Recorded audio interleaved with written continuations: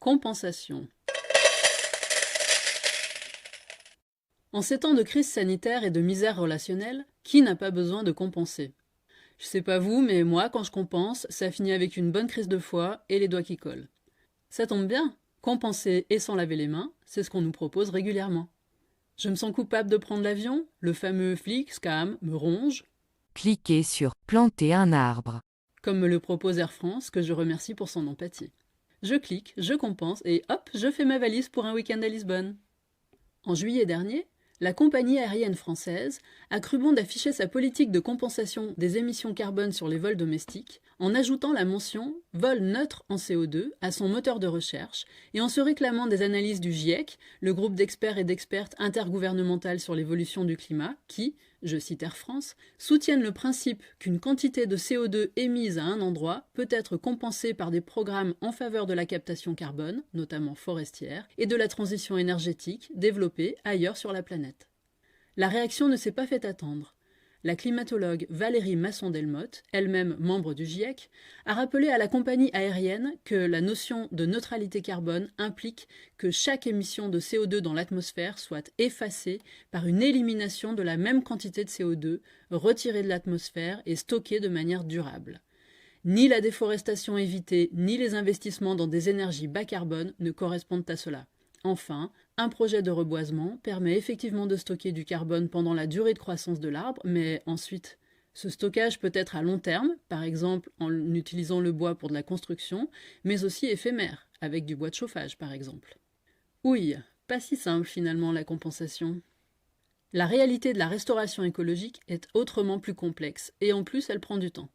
Dans la revue en ligne Anthropocene, la professeure du département de sciences du système Terre de l'université Stanford, Lauren Oakes, souligne la complexité que revêt une reforestation soutenable, car il convient notamment de sélectionner les essences correspondant au futur climat supposé et donc modélisé de chaque région. L'économiste écologique Harold Levrel a publié récemment Les compensations écologiques aux éditions La Découverte. Il y livre un diagnostic critique complet sur la portée et les limites de la compensation comme outil devant équilibrer les préjudices subis par les espèces et les habitats naturels et permettre d'atteindre une soi-disant neutralité écologique. Il décrit notamment les logiques économiques sur lesquelles repose la compensation. Car, avec la prise de conscience du réchauffement climatique, le marché de la compensation carbone explose. Aux États-Unis, par exemple, malgré l'administration Trump peu portée sur les politiques environnementales, des États durcissent leurs réglementations et obligent les constructeurs automobiles à compenser leurs ventes de véhicules polluants. C'est ainsi que le constructeur de voitures électriques Tesla doit une partie non négligeable de son développement, plus de 3 milliards de dollars depuis 2012, à la vente de ses crédits carbone à d'autres constructeurs automobiles. Restons dans les fossiles. La compensation est bien entendu un argument marketing très tendance. L'entreprise Total annonce ainsi fièrement son action de compensation carbone volontaire en partenariat avec la fondation Good Planet créée par le photographe Yann Arthus Bertrand. Elle s'engage à compenser l'intégralité, pas des émissions de gaz à effet de serre issues de son activité d'extraction et de production de pétrole et de gaz, mais l'intégralité des émissions carbone des voyages en avion du groupe, en finançant la construction de centrales à biogaz en Inde. La compensation ne concerne pas que les entreprises.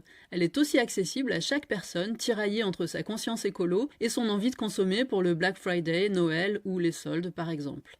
Des startups bien intentionnées proposent ainsi de faire notre bilan carbone et de le compenser par prélèvement mensuel en choisissant de soutenir au choix la reforestation en Afrique de l'Est ou un projet de combustible propre pour la cuisine de réfugiés en Ouganda ou encore la protection de la forêt amazonienne par la technologie. Ne me demandez pas ce que ça veut dire. Et voilà, en quelques clics, j'ai soulagé ma conscience et mon compte en banque. Un peu comme avec ces pétitions que je signe en ligne, par exemple pour m'indigner du sort réservé aux personnes qui osent croire en un avenir possible à l'intérieur de nos frontières européennes. C'est toujours mieux que de ne rien faire, me direz-vous. Certes, mais nous pouvons être un peu plus exigeants et exigeantes envers les politiques nationales, européennes et internationales. Les économistes Christian Depertuis et Géraud Guibert plaident ainsi pour un renforcement du système européen de quotas d'émissions de CO2. Rationner plutôt que compenser. Le système de plafonnement et d'échange des quotas de CO2 permet déjà aux industries européennes d'échanger des quotas de CO2, engendrant un prix pour le carbone, payable par les pollueurs. Le mécanisme manque malheureusement d'efficacité car des quotas gratuits sont généreusement distribués et le prix du carbone est trop faible, soi-disant pour éviter les délocalisations vers des régions moins contraignantes. C'est pourquoi les deux économistes préconisent d'inclure les secteurs du transport et du bâtiment dans la politique de quotas, de tripler le prix du carbone et de corriger la distribution gratuite de quotas. Le mécanisme d'ajustement aux frontières, proposé par la Commission européenne et le futur président des États-Unis Joe Biden, sanctionnerait ainsi les pays qui ne découragent pas les émissions de carbone.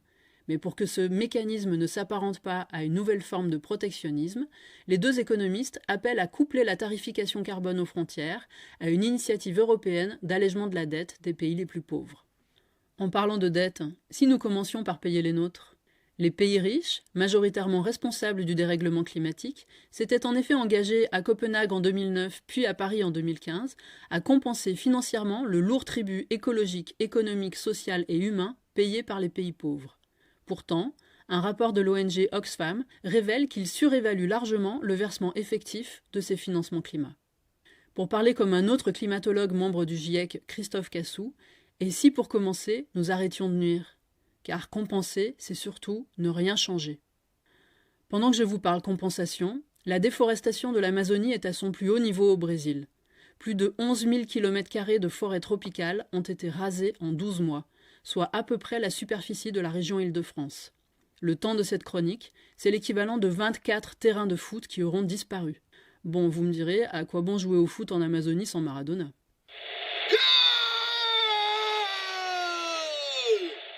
De quoi la compensation est-elle donc le nom ? Avant tout, de la honte des citoyens et citoyennes des pays riches, abandonnés à leur culpabilité individuelle par des dirigeants fanfarons sur des objectifs à 30 ans, mais globalement inactifs. Comme dit Greta Thunberg, se fixer des objectifs de neutralité carbone en 2050 signifie surtout qu'on va poursuivre notre entreprise de destruction pendant encore 30 ans. Alors, compensons avant la décompensation généralisée ?